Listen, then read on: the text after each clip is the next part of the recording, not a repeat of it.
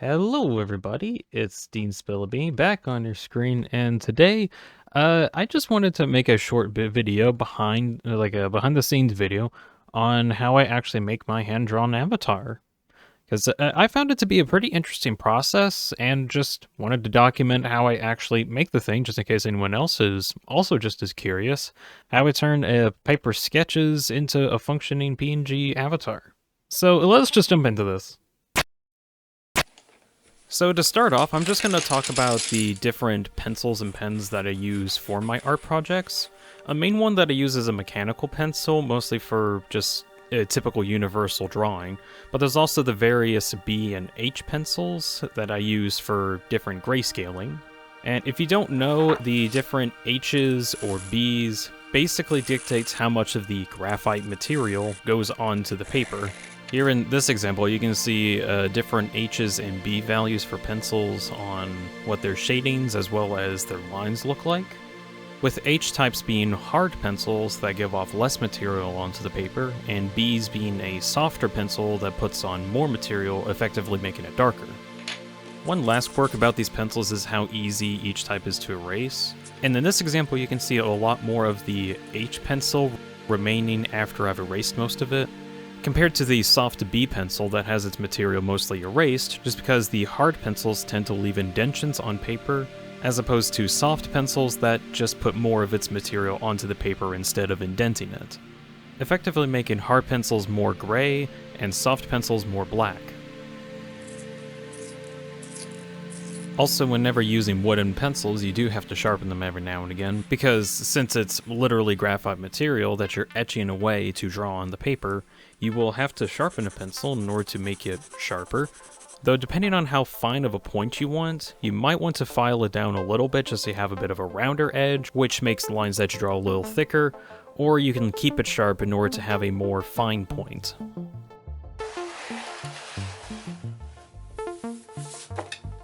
So something I advise doing whenever you're drawing on something like a light-up tablet that I have, or drawing different frames, a problem that'll come up is the graphite actually blends to other paper sometimes, as well as some of the hard pencils also indenting the paper that you write on. So having a piece of sacrificial paper behind the paper that you draw on can actually save your tablet in the future, as well as prevent some graphite from getting either on the tablet or any layered paper below it.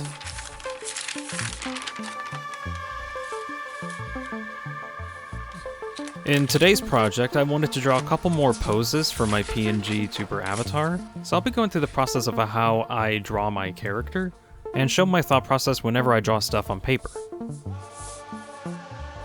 So for starters, due to how I draw my character, I try to have them as proportionate as possible to each other, same head size, same scarf size, same body, leg, hand size, as much as possible.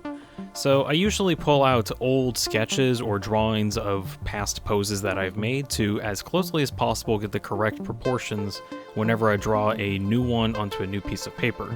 Here in this example, you can see a sketch being made first, and then a more detailed sketch afterwards, a more detailed drawing. It won't be a final product, but it will give you an idea of what it'll look like in the end.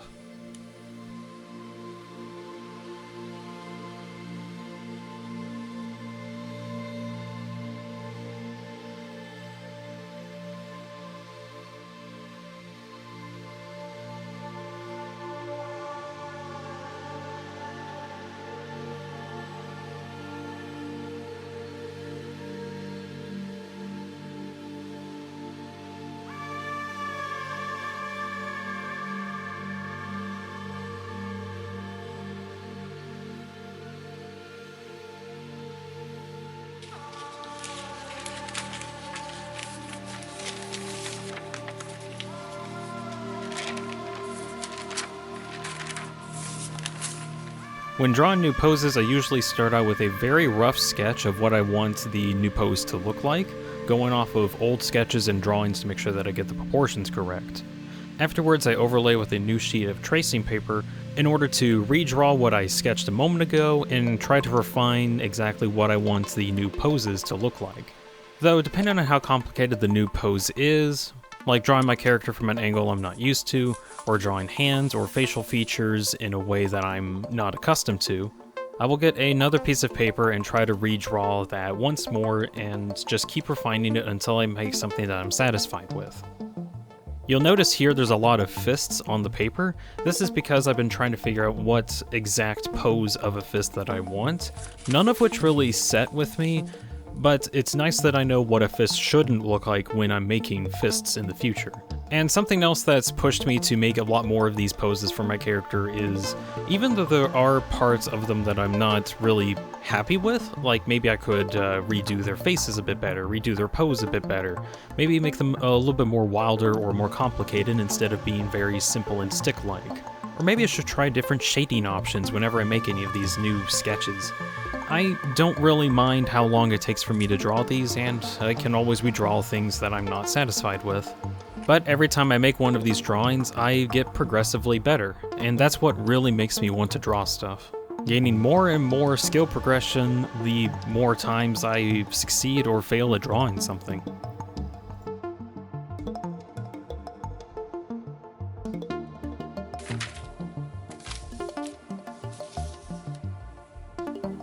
For now, I feel satisfied with how I drew the poses that I wanted to make, and now comes the next step of actually digitizing it. Which of course means I'm gonna have to put it through a scanner. But the scanner I use does have a funny story, in that it's 20 years old.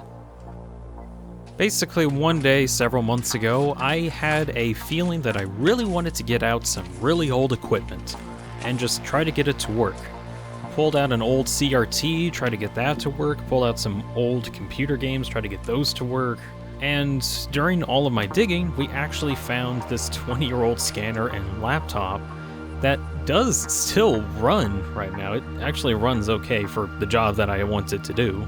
But realistically, if anyone else wants to get a scanner, I would highly recommend getting ones from the modern era and not literally 20 years ago. I'm not kidding, there's files on this computer that date back to 2006.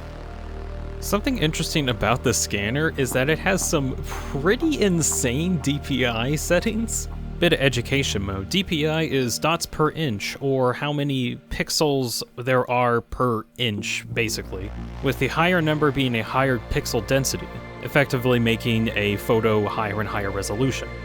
Now the stats I'm going to show next are very approximate and shouldn't be taken at face value, but it gives you an idea of how big these files can get. Starting around 150 DPI, you have your HD images. This is what almost all monitors have as a standard.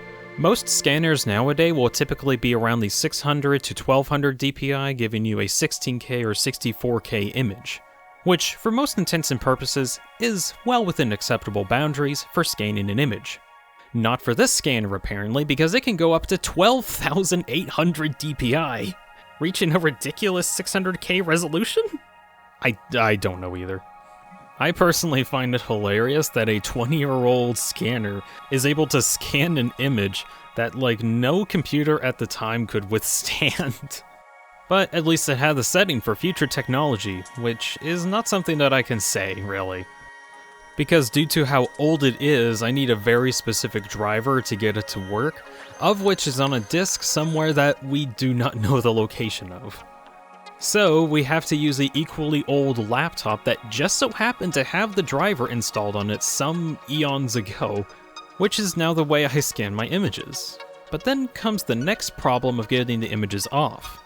Because flash drives actually end up getting reformatted every time that I try to plug it into the computer, which means any flash drive that I do plug into this old laptop effectively makes it bricked when I want to use it on a newer computer. Which means we're gonna have to resort to good old read-write disks. This one's got 700 megabytes on it. Funky. But anyway, 700 megabytes is more than enough in order to get images that are about the size of 6 megabytes, copied onto the disk itself so that I can then transfer it to my main computer for later use.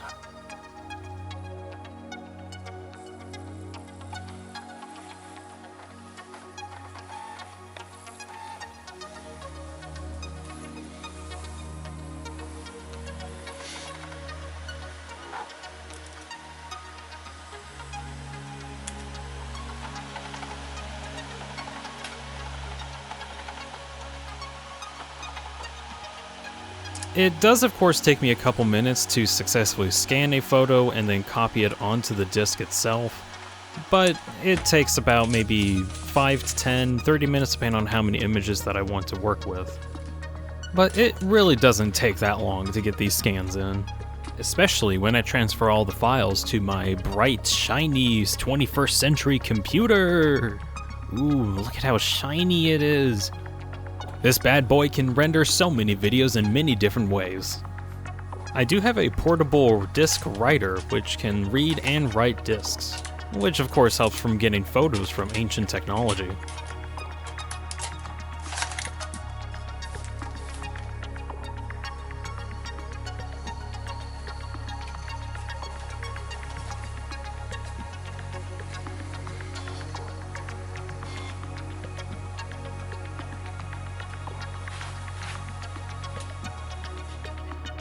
Then there's the last step for whenever I want to use any of my drawings for any digital projects, and it's to actually make them transparent, which is a bit more of an involved process, doing to make sure that I get all of the shading bits that I don't want out of a drawing.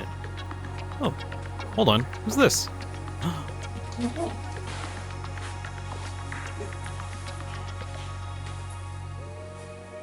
Here. You can't forget the mandatory cat break.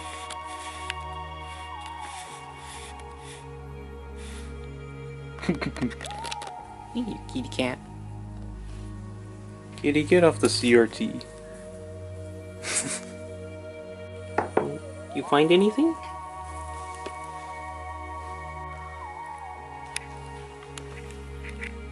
Oh, he's so cute.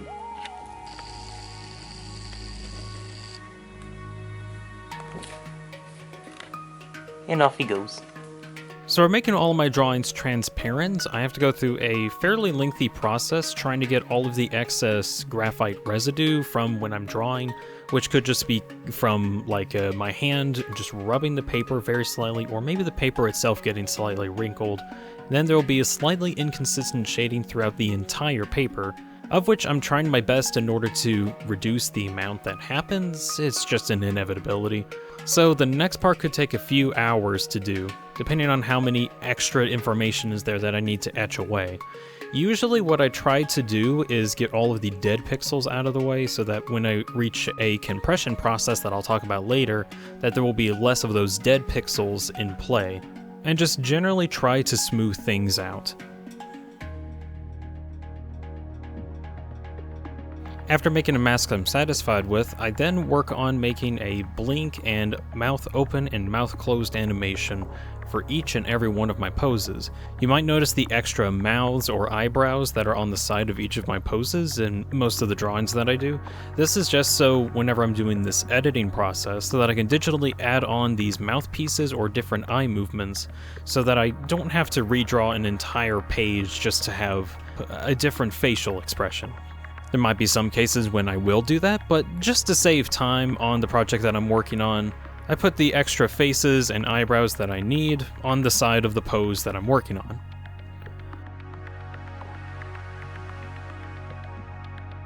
And now is when we get to the compression part of the project, because since for this project we'll be having tons and tons of different poses, that'll quickly fill up gigabytes onto an avatar profile. So in order to reduce the amount of data within one profile, I take each frame that I want to work with, a eye open, eye close, a mouth open, a mouth close, different combinations of those 4 different images, and then import them into a different photo project that uses one of my base poses as a reference, and then resize all of the new poses to closely scale to the reference pose. Now the last thing that I need to do is to import all of the new poses that I have successfully edited today into my Vtuber program, which for my purposes I use a program called Veadotube, which is a free PNGtuber avatar maker. And if you're interested, I'll link their itch.io download page down in the description of this video. There should be versions to work on any computer, so if you're interested you should probably check it out. The reason why I use this software is that there isn't any limit to the amount of different states, poses, or face modes that you can have for any one avatar. And I usually reach about 30 or so different face poses that I swap between in order to use my avatar correctly. But to actually swap between different faces live, I have to use a very special mouse that has 12 buttons on the side of it. Each are bound to a function key from function 13 to 24. However, I can also press Shift, Alt, and Control in any combination, allowing me to swap between almost 100 different faces if I ever reach that point. All of that work eventually culminates into this PNG avatar that you see before you. One where I have over like 30 or so different faces to choose from, or I guess different modes, technically is what I should say. Well, technically they're all states, but yeah, you get the idea. Anyways, as time goes on, I just keep adding on to this PNG avatar project just to make it more detailed and more expressive. And in this project, I was able to add this face, this one, and this one. Of which, well, I'm not like entirely satisfied with, but I do have plans on in the future working on my avatar some more, probably redrawing some stuff that I'm not entirely happy with, because over time I've been trying to figure out what kind of shape that I actually want my character to look like in like all the different poses that I do. Some of which, I mean, like in this one, maybe I'm not too happy with it, but I could always still work on it in the future, try to remake it if I need to. Though I do like this face just because it's like, I'm very sad right now. As well as this one, just like, oh, okay, well, that's a problem. Like, I do like some of the poses that I make here, it's just some of them might need to get reworked over time. That being said, I still like making these poses, and I keep getting better every day, and I keep making some other ones that I'm just kind of a little bit better with. But for me, that's fine, because every day that I work on one of these poses, I just, in general, get better at making the one that I think would work out for this avatar project. And I just keep working on it and improve over time. Heck, I even try to get into some animation. Do you want to see a sneak peek into a video that I'm working on? Behold.